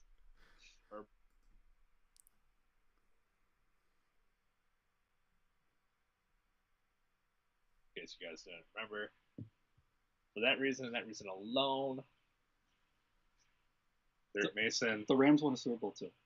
You know, I'm just glad he cut out during most of that speech. Derek Mason is literally. How was he a 10? I know, it should be higher. Should be like a 5. Yeah, you're right. Derek Mason's just. I mean, if you guys are gonna argue Hines Ward, like Derek Mason's basically the same receiver as Hines Ward. So, for that reason, Derek Mason had been there to win a Super Bowl. He probably would have won Super Bowl MVP. You're going on way too long about that. Potentially the greatest receiver of all time. Derek Mason, please move on. That's all I have to say. Kevin, go ahead. You know, I'm surprised Stefan's going with the Baltimore defense when he's had more 1,000-yard receiving with Tennessee. Didn't even know he played for Tennessee. You don't know anything about Derek Mason. Moving Mr. Holt along. All right, let's get to the real one. This is a good one. 2 This- versus a 15. This one I'm happy Current for. versus towards the end of his career. Also, we already talked about Antonio Brown. I don't really need to go over it. No. We know he's good. Go. Jesus Christ. Now you got me all flustered already. This is Steve one of Smith yours, Sr. 14,731 yards in 16 seasons. He's played the longest out of all the receivers. 5-time Pro Bowler, 1-time receiving. He has every title you could have. 1-time receiving yards leader, 1 receptions leader, 1 receiving touchdown title, 81 total touchdowns, and he's 8th all-time in receiving yards. Tell me why Antonio Brown's better. Do I really? I mean, Steve Smith doesn't even. Steve have, Smith also 5'9", doesn't even pound have, for pound the greatest receiver of all time. doesn't even have 1,000 yards a year. Touchdowns wise, what's that like? 81. Antonio is 59. In half And the time. half the season He's on pace for 120 Yeah. to the 81. So 118. there's really no argument. 7-time Pro Bowler, he's already done it. Or no, sorry, I looked at the wrong one. 6-time Pro Bowler. He's already had more. He's already had more Pro Bowls. Already has more reception titles. Already has more receiving yards titles, He just doesn't have that touchdown title yet. which he will get. Yeah. She will get. I don't think there's really much of an argument in my books. He's already at 9,000 yards in half the seasons. So, I mean, if you technically... Is he going to get 18,000 and take over number 1 all time? Maybe. Maybe. I think if Steve Smith was a little taller, maybe he'd put up Antonio Brown numbers. But fortunately, I like Steve Smith's grit. He's one of the baddest motherfuckers. No one bullied him out there. He's one of the baddest motherfuckers I've ever seen play the game. But I think Antonio Brown's more talented. Can we also get to the case, though, of quarterbacks throwing? I mean, come on. If we're going to argue that for other people. No. Steve Smith had nobody. He did. Jake Delhomme. Solid. Stop. Solid. Ben Roethlisberger is a 2-time Super Bowl champion. If Jake Delhomme had more talent around him, he probably would have been like he probably would have been a 3-time Super Bowl champion. That's it. And no running back. Steve didn't even get a chance to play with Cam. Got to play with Flacco. Basically the same difference. You guys didn't want to give me the fucking quarterback thing, so why are we going to do it now? Now all of a sudden you guys think that's a fair argument? No, I'm arguing it. Yeah. Not we guys. You can leave Kevin out of it. No, I'm arguing because it. I'm sure Kevin's gonna lean your way as well. No, you probably. I'm going Antonio Brown. Well, you see, being Carolina Panther, I tend to not like them, so I'm going to vote for Antonio Brown as well. Come on. 15-2 upset. Now we're done analyzing stats, so we can just go through. Now we can just do it. So now I can participate. Now you can participate. Larry Fitzgerald, the 1 seed, versus Megatron himself, the 9 seed. Me? Yeah, I feel like you've been left out, so you go first. I feel like eye test. I would take Calvin Johnson on my team over Larry Fitzgerald. I think he had the longevity that Larry had, or if he had the will to play longer. I don't know how true the concussion stuff is. He claims that's why he cut his career short. Maybe it's true, but I think he was better. And if you compare 9 seasons to 9 seasons, I think Calvin was better. I will go eye test as well. Calvin Johnson was, I believe, an absolute beast.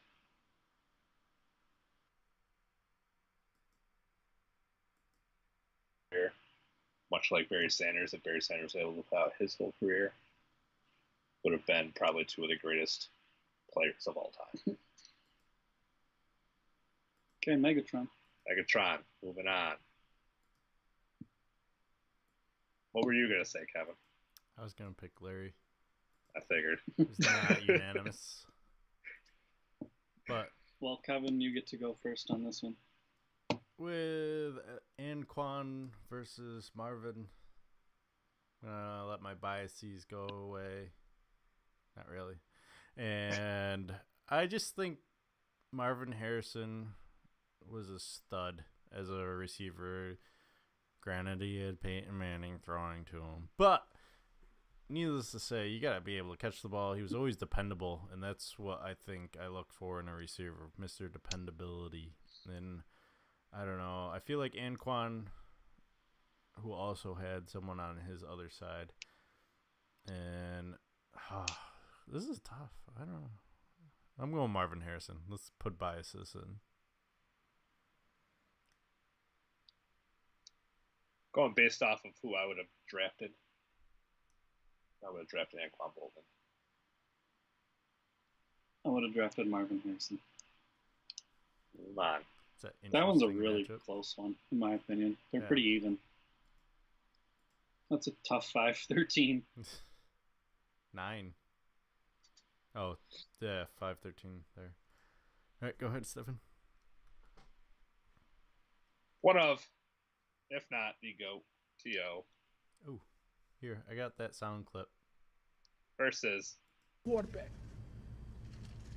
My quarterback. my quarterback. It's my quarterback. Versus Reggie Wayne, who benefited from not only a great quarterback, but also not having all the attention of the defense on him because he had a stud receiver. Not stud, but decent receiver on the other side. Decent, that's in our final. Decent receiver on the other side. Decent semifinalist, no big deal. Yeah, it's just a decent semifinalist. Once again, T.O., you add him to any team. I mean, you even put him on Buffalo, and I think he still racked up did good on over Buffalo. 1,000 yards, and 10 no touchdowns. receivers do that in Buffalo. Like, even Eric Bowles, when he was there, didn't do that in Buffalo. Like, Andre Reed. Andre Reed was probably the last one. yeah, probably. I don't even know. I don't think Don Beebe was that good. Percy Harvin was good when he went there, and he couldn't do it. Yeah. I think Terrell Owens is just that raw talent that, unfortunately, went to his head, as I said before. Turned out to be a shitty person. But, talent-wise, I would draft T.O. any day. He had because 829 T.O. yards with Buffalo. Huh? He only had 829 yards with Buffalo. He couldn't do it either. Well, that's Buffalo, so give him credit. He did better in Cincinnati the year after at Well, we had 983. Carson Palmer that yeah. year, so. Well, yeah. You can just move T.O. on. I'm not going to put two Colts receivers in the semis.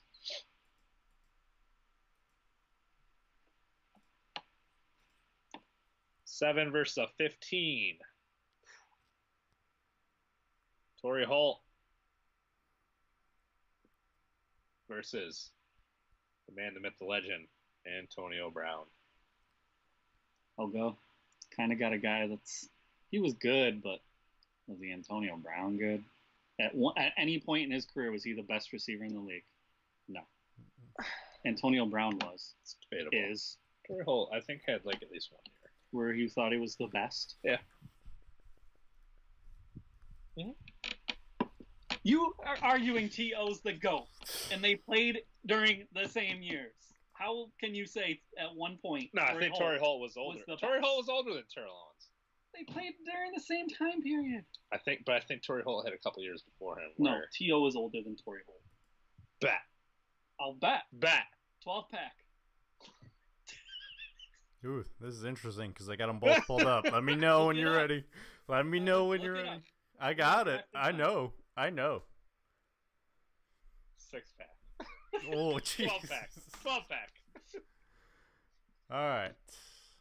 Season 1 for Terrell Owens, 1996. Torrey Holt, 1999. That's a little later in the 90s, not 1996. Heck. Sorry. I'll win it back. whenever Owens I, had a longer career, not just because he started before. He even finished a year after Holt. After Holt, yeah. Yeah, Holt. Well, I knew he lasted longer than Holt. Holt only did 10 years.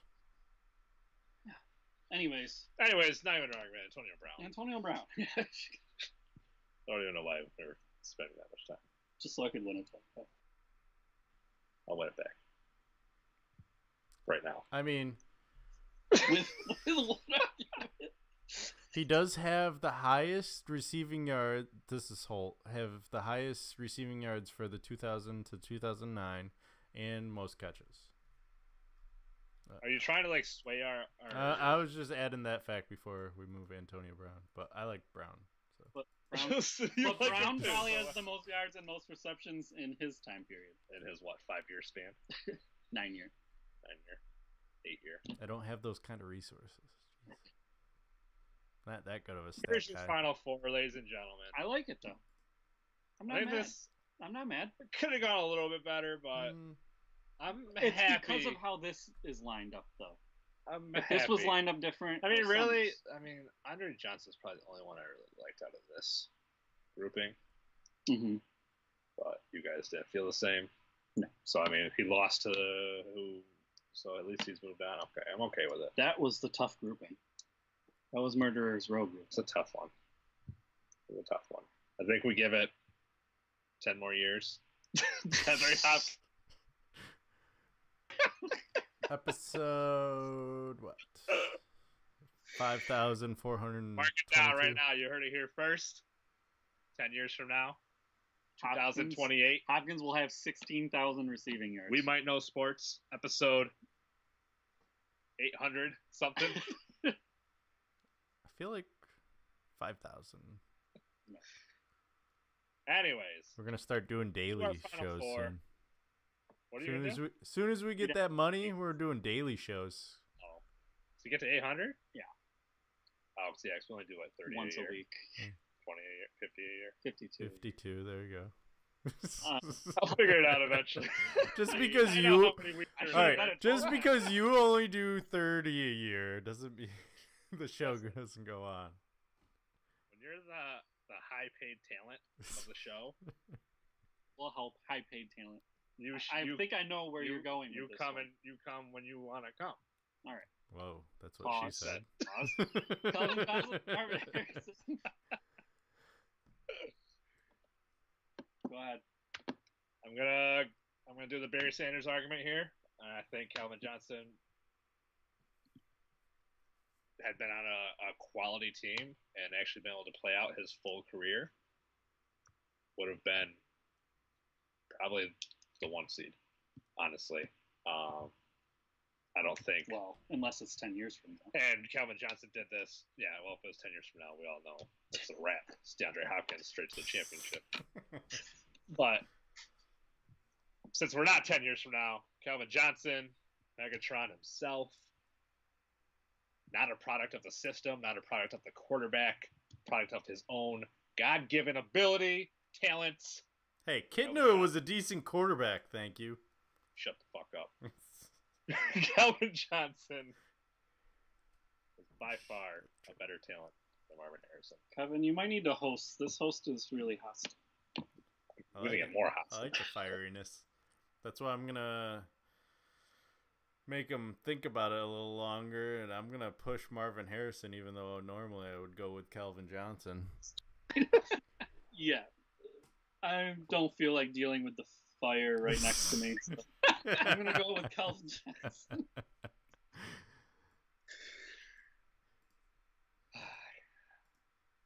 Fire's coming. Marvin Harrison's no Optimus Prime, but there might be one on the other side. I don't think so.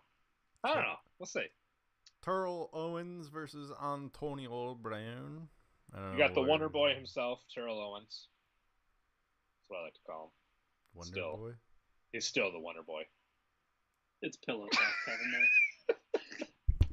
We know nothing about it. Antonio Brown. I mean, much like Hines Ward, just a consistent receiver. Just goes out and does his thing. I don't even know how he made it in this bracket, but Terrell Owens, I mean, cries for his quarterback. Came back from being hurt. What did he even do that year with the Eagles? He tore his ACL. He might have something. No, there's no way he came back that year. He might have. Have you seen? He's a physical freak. He is. He's the AP of wide receivers. Side note: once I get my fitness podcast going, I'm gonna get some notes off of T.O.'s workouts. That's probably gonna be a good portion. You said your fitness was all about pizza in your mouth, though. But I'm also gonna be doing actual fitness. Yeah. Oh, okay. I'm telling you, that podcast is coming. Just wait. I'm sure it'll be highly watched. It will. So I'll actually share it. Terrell Owens was sent from the heavens as a god. He was a physical specimen that nobody has seen before.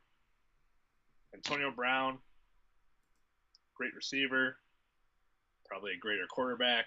Terrell Owens had quarterbacks, but still didn't even go to the Hall of Fame. He was that good. Said, fuck the Hall of Fame. Come to my house, Hall of Fame. He stayed home. Had his own party. I don't think he was at home. He was somewhere, though. Had his own party. There's a lot of talk for just moving the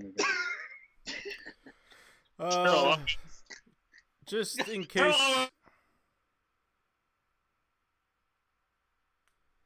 Yeah, I'm glad you guys froze. Sweet. Terrell Owens, with his seasons in Philadelphia, was the greatest receiver of all time in Philadelphia. Terrell Owens moving on to the finals against Megatron himself. Move him on, Kevin. Terrell Owens had a sprained ankle that made him miss 2 of the last regular season games and then up until the playoffs. Well, not as cool as... Yeah, but then he had to miss... So he missed... Yeah, no, it definitely wasn't... It was still a serious injury. It was a bad ankle sprain. Bad ankle sprain. Yeah. Bad ankle sprain. Okay, you ever sprained your ankle, then gone and run... I didn't have 2 weeks to recover. If you give me 2 weeks to recover, I could... He actually didn't play in the playoffs until the Super Bowl. Run the ankles. I seen Kevin ran faster than you. Ooh. Came close. He did come close. He jumped as high as you. Yeah, he did. Yeah. Well, we aren't talking about my knees. That's still with your ankles. Your ankles are connected to the ground too. All right, let's hear your guys' lame ass arguments. Lame ass arguments. Brown's just better. He has better hands. He's quicker. He's quiet. It's more separation. He's more dominant. He's the number 1 receiver in the game. He's the current GOAT. As someone that has both on his Madden Ultimate Team, I throw to Brown more. Brown's the current GOAT. You can be the current greatest of all time. He's the current GOAT. No. Other than Tom Brady. All time. I'm going Brown, Kevin. You can be the splitter. Brown it is. Optimus Prime. This is just like the Hall of Fame, huh, Stefan? Yeah, T.O. doesn't... He doesn't need to be there. What do you mean he doesn't need to be there? T.O. was a 6 seed. He was overrated. This is actually really tough of a final. Kelvin Johnson, Antonio Brown. Stick with my argument. Which one? Calvin Johnson. His T.O. argument. Sticking with it. If he played alongside T.O., would have been the GOAT of GOATs. Of all GOATs. Including Jordan. Yeah, that kind of a GOAT. But he didn't. He played with shitty quarterbacks, shitty running backs, shitty offensive linemen. Pretty much shit. A lot of shit. He just shit. played with shit. Still put up ridiculous numbers year in, year out. He was a Megatron amongst shitty Autobots. Yeah, exactly. Even the Autobots didn't want to play with him. They wanted to, they just weren't good enough. Well, yeah, they couldn't. They couldn't. They couldn't. Have you seen the size of Megatron today? Yeah. Out there about? Oh, I know. Yeah, no, Megatron. Yeah. That's Calvin Johnson. I know. A man amongst men. A man amongst men. There's a quote. Where is your new quote? Anything's better than the other one.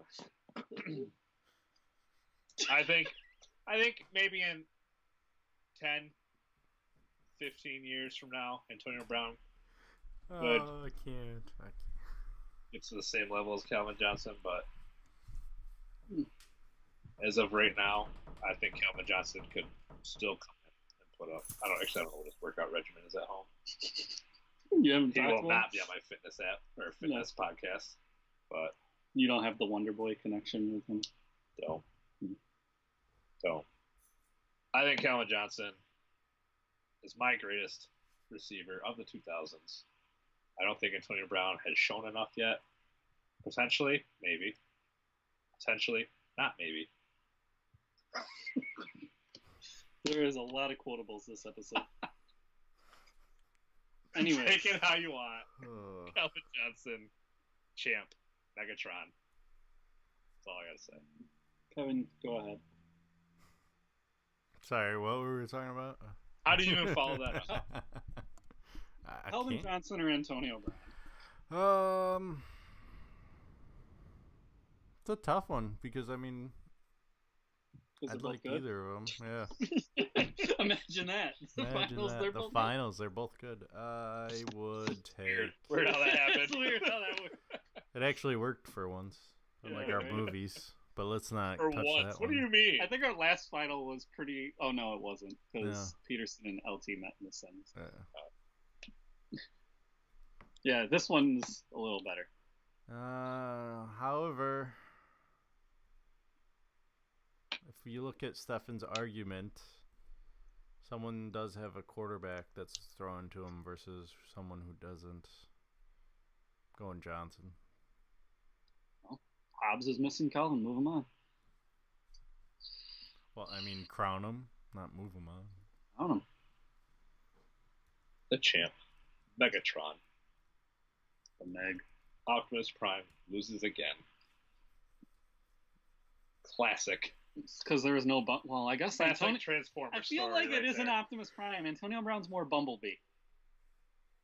Yeah. Because of who he Yeah. plays for. Well, he's also got the moves like Bumblebee. I feel like Dance with the Stars. Yeah, true. Bumblebee's kind It of was like kind of Meg versus Bumblebee. It was a tough matchup.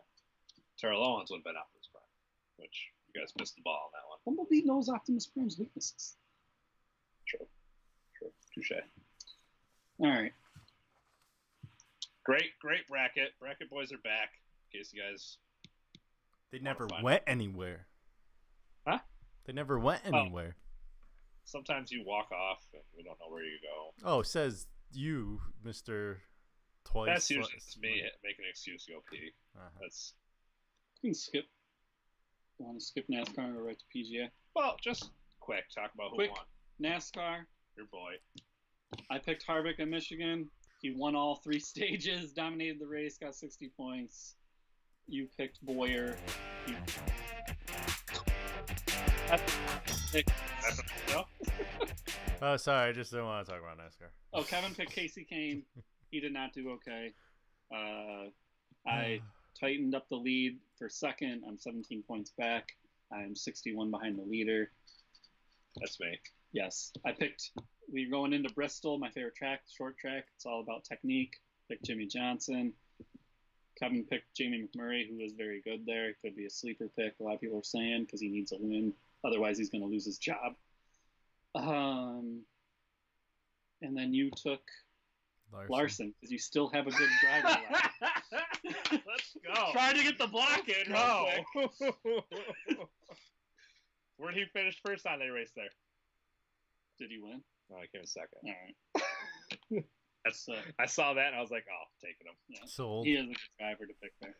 So it's actually all 3 of these drivers are very good. This might be not a lot of gain or loss, however it goes. Unless fine there's with- accidents, which Unless there's accidents, which Oh, it's do not. happen in Bristol because it's such a short track. Okay, that was my quick review. do you have something to say, Kevin? No. Okay. PGA Championship. Tiger! That was Tiger. That's what that was supposed to say? Tiger? Does that say Tiger, or is that Tiger talking? Listen. Tiger! That's Kevin screaming at the TV. The final 2 holes. Oh, great tournament. The breast major? The breast? The breast. Yeah. Breast major. Which would be the best. Well, Everyone breasts are loves the best. breasts. Tiger had a solid outing. Is he healthy? I think Tiger's back. No, Tiger's back is back. Tiger is back. Not that Tiger. Not Tiger the rapper. No. Tiger. Does Tiger the rapper come out with a new album? No? I don't know. I mean, Kylie dumped him. He's over. On a side note, our golf majors fantasy thingamajig All right, time to Yes. end. has come to an end with the reigning champ not even coming in second. Who was the reigning champ? Me. Oh, Kevin. Kevin was reigning champ. So did you win all of them last year? Yeah. So our golf expert has yet to win. Yeah, I don't know. Well, when he makes picks like that fucking pick on the, I don't even know who that guy was. Well, what's funny is last year he helped me to undefeated season, and then he He can't didn't help, even help he didn't help himself. you this year? No. These are all on your own? That's Yep. why you lost. Okay, now it makes sense. Hey, I got one. Jesus, I got one. Yeah. You know who didn't get one? The guy that helped me last Our year. expert. Surprise, surprise. The expert's not the expert. As Per is, usual. As is all of our things. Also, But yeah, I think the strategy is just to use 2 guys. Just alternate them. Tournaments.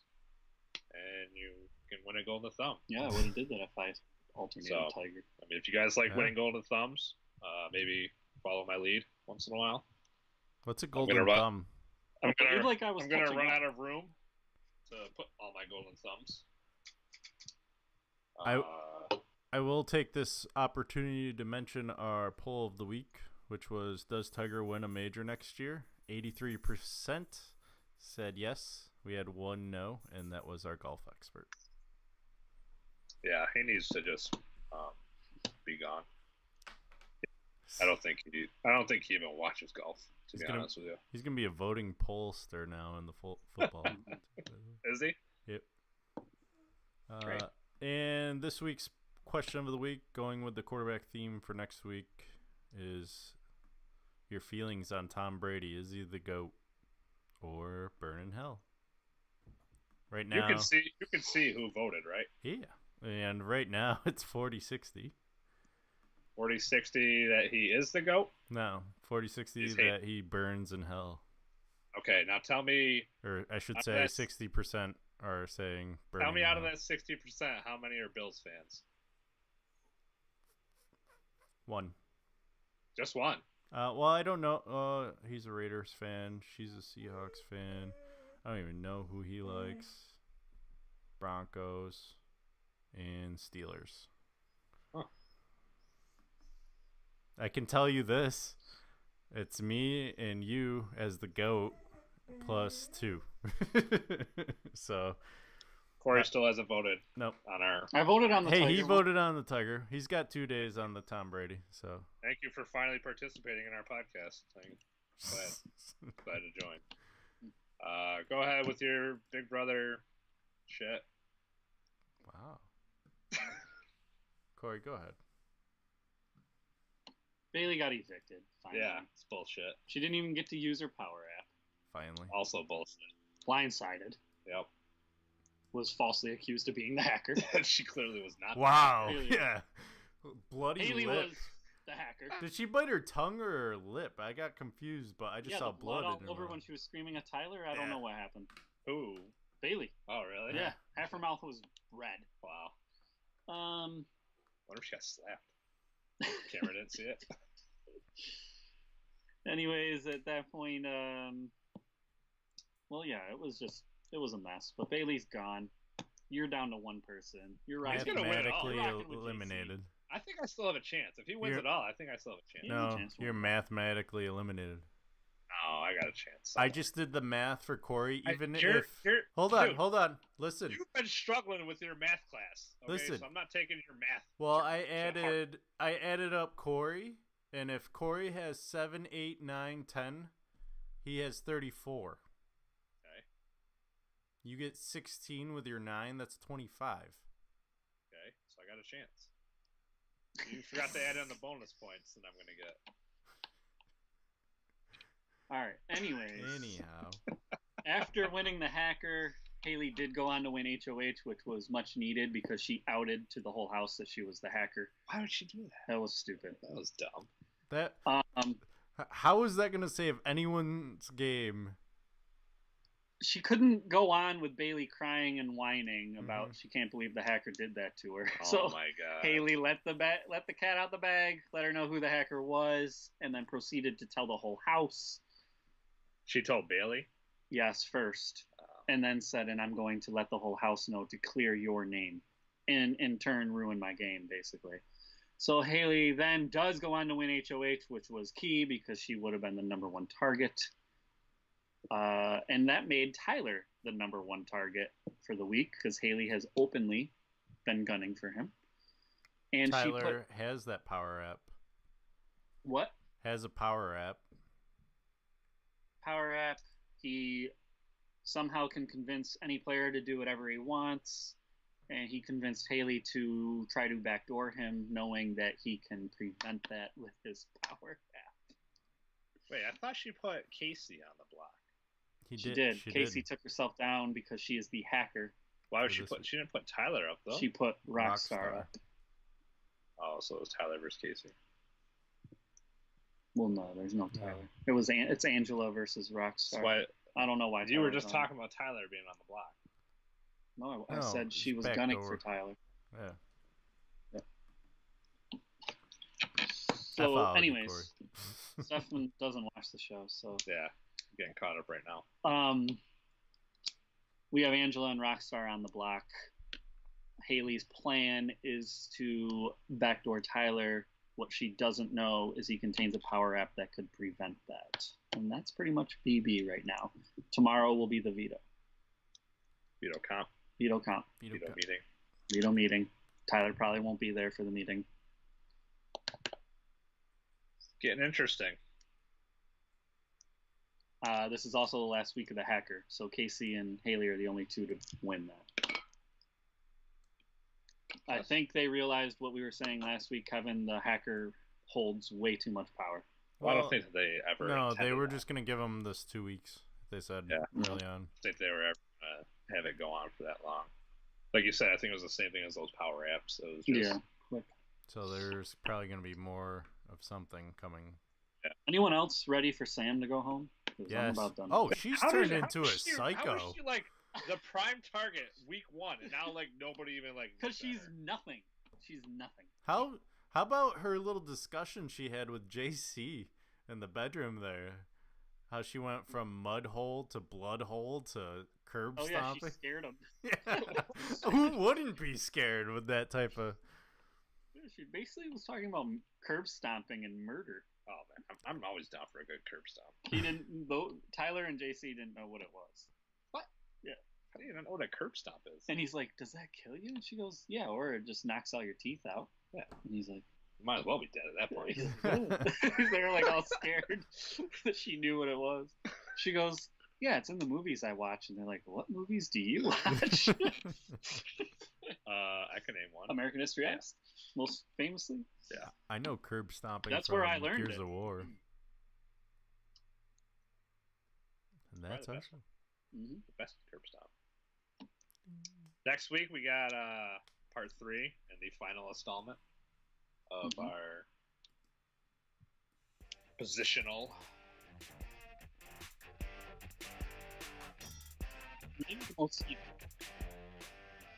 Probably gonna be a good 3 hours. Just for the packet. Yeah.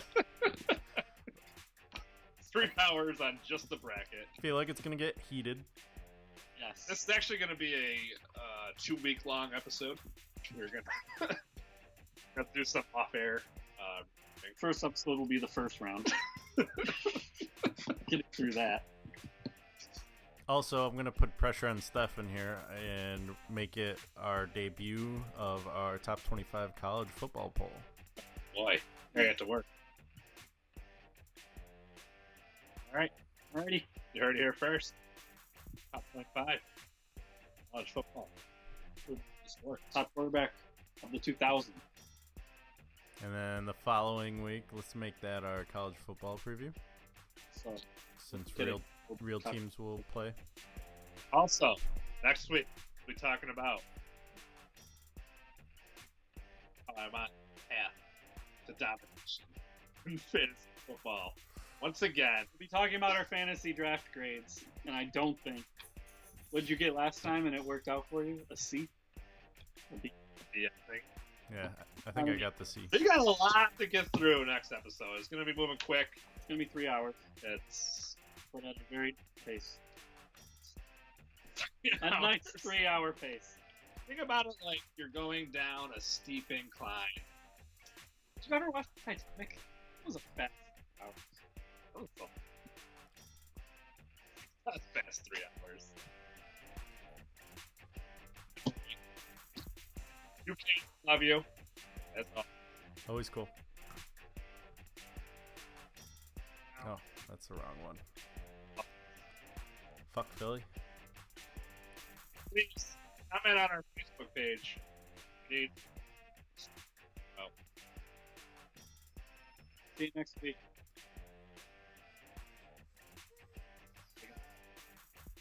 Why is that? I wasn't doing it.